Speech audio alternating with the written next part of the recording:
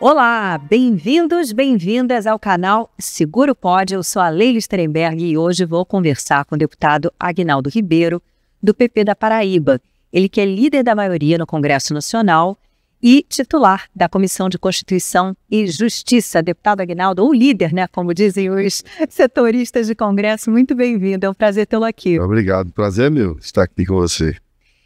Deputado, você foi, posso chamar de você? Claro, por favor. Vamos lá. Você foi relator do texto da reforma tributária, algo tão importante no nosso país, essa reforma aprovada pelo Congresso. Na sua visão, quão significativa para o Brasil é essa reforma?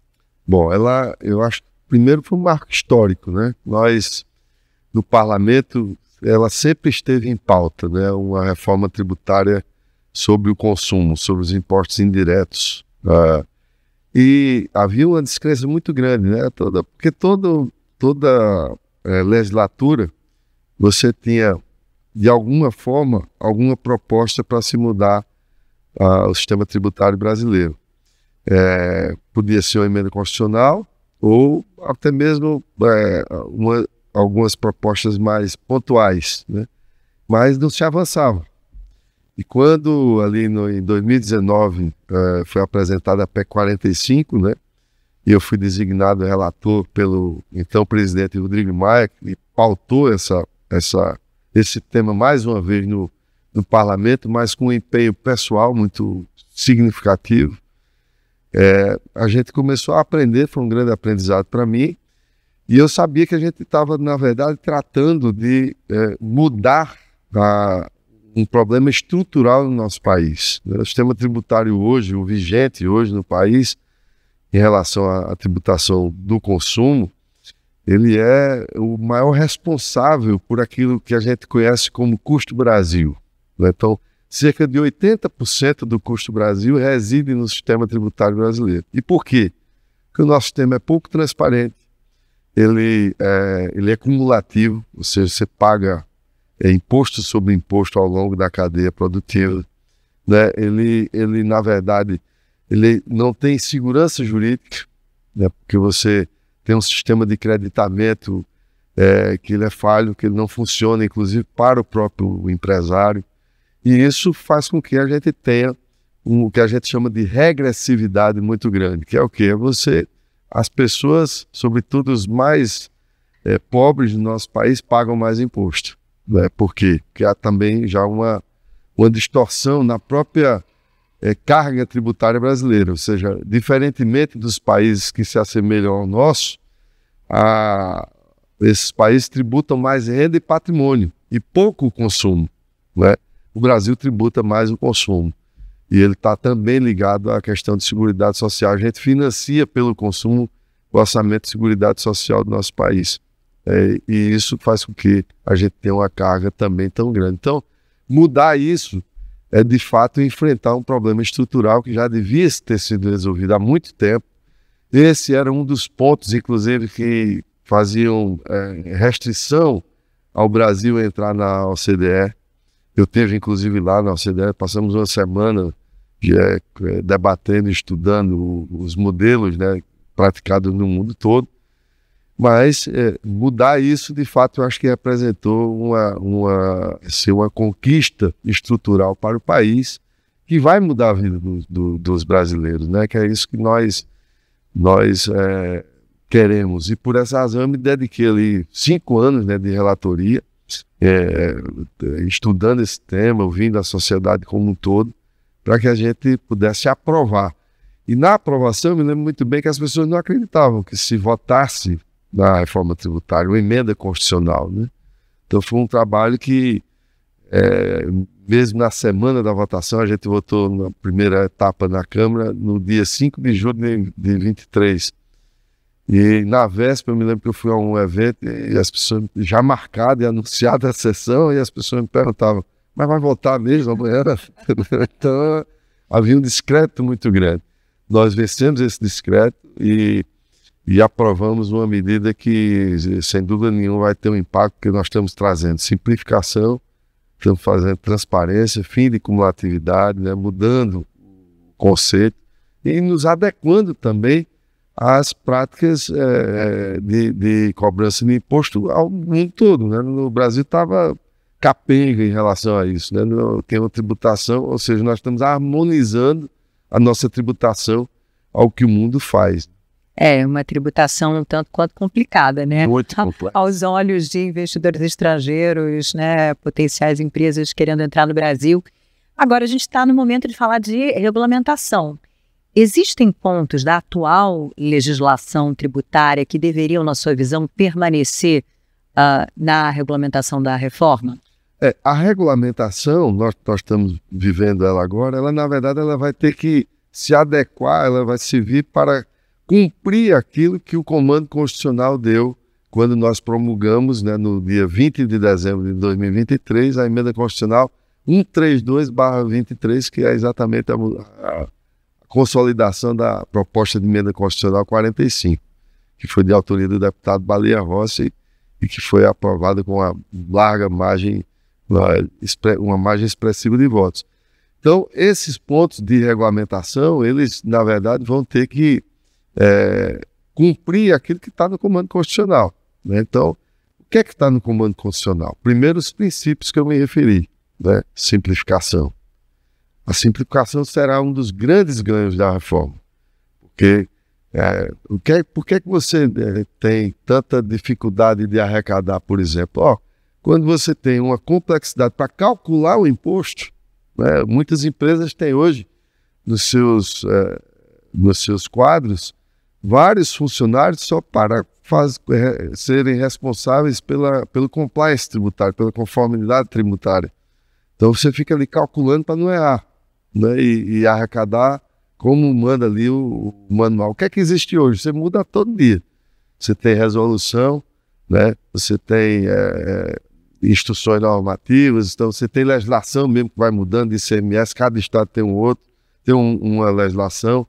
Você pega uma empresa, por exemplo, que tem caráter nacional, essa empresa tem uma tributação no estado, outra no outro. Então, mas você paga, tem a centralização no país todo, então você tem que, para cada estado, você ter um sistema, né, suportado por tecnologia que que cumpra, né, esse compliance tributário com acompanhamento, evidentemente, da mudança de legislação que hoje ocorre todo dia. É uma infinidade de mudanças que se tem. Então, com essa mudança, né, essa regulamentação agora, na verdade, nós vamos ter que cumprir aquilo que está dentro desses princípios, né? Então, não dá para, na regulamentação, haver inovação ou se fugir daquilo que foi, vamos dizer assim, o concerto constitucional feito pelo parlamento, mas com a participação efetiva da sociedade brasileira, sociedade civil, os setores que participaram desse debate, a federação como um todo nos seus 3 níveis, né, municípios, estados e União. Então, acho que nós vamos ter agora um momento que você precisa regulamentar, e essa regulamentação, para mim, ela tem que ser necessariamente a reafirmação do Comando Constitucional, ou seja, é apenas você regular, né, você estabelecer de que forma eu estou cumprindo o Comando Constitucional, que foi a etapa mais difícil, né, não tenho dúvida nenhuma. Agora é bem mais fácil você trabalhar essa regulamentação, porque você já tem ali o que está pré-estabelecido na Constituição Federal. Eu vou entrar já na questão da simplificação, mas antes, falando do setor de seguros, ele é chave para o nosso país, para qualquer país. E o legislativo poderia talvez fomentar produtos como seguro-garantia para dar celeridade a obras públicas, né? Eu acho que sim, eu acho que o setor de seguros tem uma importância muito grande no nosso país. Há que se até, assim como o sistema tributário, as pessoas ficam muito distantes, né, de entender o que é. Acho que esse novo sistema vai aproximar mais o cidadão de exercer sua cidadania fiscal, né, de saber, estou pagando isso aqui e eu tenho direito a isso, né, isso para mim é cidadania. E em relação a seguro também, acho que as pessoas têm, no geral, né, ainda pouca compreensão, né, da importância de você ter um instrumento como o seguro. E o seguro de garantia, por exemplo, de obras, esse debate inclusive já vem no parlamento há muito tempo, eu acho que precisa ser consolidado, porque o que é que acontece hoje? Nós temos um desperdício excessivo de recursos públicos, como, por exemplo, obras que são paralisadas, né, por órgãos de controle, ou às vezes por um mau planejamento, né, dessa obra, ou por falta de projeto, porque no Brasil nós temos um problema grande. Quando eu exerci o cargo de ministro das cidades, a maior dificuldade que a gente tinha era ter projeto, e projeto executivo, porque o projeto executivo ele vai lhe permitir ter o quantitativo, quanto vai custar essa obra e em quanto tempo eu posso fazer essa obra. E no Brasil você tem uma cultura de, vamos começar a obra, né? Com um projeto às vezes básico ou um anteprojeto, você licita uma obra, licitava-se uma obra, e você não tem a previsibilidade dessa obra. Então é importantíssimo, porque eu acho que até essa contratação do seguro vai permitir que você também resolva um outro problema, que é você ter, de fato, o projeto, que também ninguém vai fazer um seguro daquilo que não sabe quanto custa e quanto termina, né? Então, eu acho que isso é fundamental, é um dos instrumentos que o setor de seguros pode ajudar muito o Brasil, assim como agora nós vamos ter um novo desafio, que é a questão das catástrofes, né? Nós estamos vivendo. Nós vamos ter várias, inclusive não só de cheia, mas de seca. Há uma previsão que a gente precisa combater de desertificação de grande parte do nosso país, então a gente precisa estar atento a isso. A gente sempre viveu muito distante, né? A gente achava que isso é uma coisa distante que não é palpável, né? A gente não consegue, mas nós estamos vendo os efeitos cada vez mais concretos, né, dos fenômenos climáticos. É um outro ponto importante que já se está estudando também e que eu acho que é extremamente relevante nesse contexto atual que nós estamos vivendo no mundo, mas de forma especial no nosso país. E talvez até lançar papéis, né, para dar garantias e, em caso de catástrofe, fala sobre isso, né, nos Estados Unidos tem os cat bonds, mas aí tem a questão tributária aqui no Brasil, que eu acho que ainda é um empecilho, mas é uma longa discussão ainda pela frente. Mas são instrumentos extremamente positivos, né, e válidos para ajudar nesse enfrentamento. De modo geral, a simplificação tributária, eu me pergunto se ela não deixa o setor de seguros mais neutro, né, mais transparente para a população. Sim, a neutralidade é um outro princípio, né, da reforma que foi consagrado na Constituição, na Emenda 132, né? Nós consagramos a neutralidade. E em relação à questão do setor de seguros especificamente, nós colocamos, até pelo debate e pela especificidade do setor, né, no mundo, e aqui nós olhamos para o mundo para ter referência e, vamos dizer assim, customizamos a necessidade do país, nós conseguimos adotar um sistema específico que vai, agora na regulamentação, nós precisamos ter exatamente esse cuidado para que se reproduza o que está garantido no comando constitucional, ou seja, que não haja cumulatividade, que haja neutralidade, né, para que isso, inclusive, não impacte no consumidor final, já que o setor de seguros é um pouco diferente, né, tem que ter um tratamento diferente em relação ao IVA tradicional que nós conhecemos, porque senão você tem um impacto muito grande na própria prestação, ou seja, na aquisição do seguro pelo consumidor final. Em relação à extinção de tributos, PIS e COFINS, por exemplo, vão virar a contribuição sobre bens e serviços, né, CBS, que vai ser arrecadada pela União. Para o leigo, o que muda na prática? Bom, nós vamos ter... Primeiro, hoje nós temos um sistema que ninguém sabe quanto paga, né? Por quê? Porque você pega uma nota fiscal, a nota fiscal lá está o preço do produto ou do serviço com os impostos embutidos. Então, sei lá, esse copo d'água aqui, que ele custa, sei lá, R$10, só que dentro desses R$10 você está pagando, sei lá quanto, 30% de imposto, né, entre todos os impostos. Então, o primeiro ganho é que nós vamos ter clareza de quanto se paga, porque nós vamos ter uma nota fiscal Brasil, que a ideia é essa, onde nessa nota fiscal você destaca, assim como é o sales tax nos Estados Unidos. Então, você vai comprar um produto nos Estados Unidos, ele dá o preço. Plus tax. Plus tax. Então, você vai pagar, mas tem que pagar a taxa que é do imposto, né? Então, paga lá o imposto que é do governo.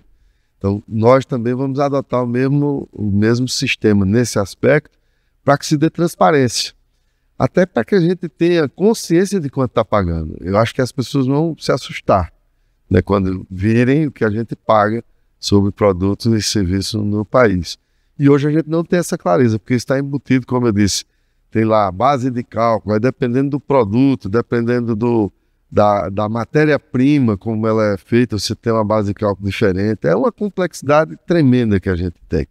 E isso gera essa cumulatividade, que é aquele efeito cascata que a gente chama no popular, que você termina tendo um efeito tão grande que quando chega no final, você tem um custo aí tributário extraordinário, que retira a eficiência, né, retira a competitividade do nosso país.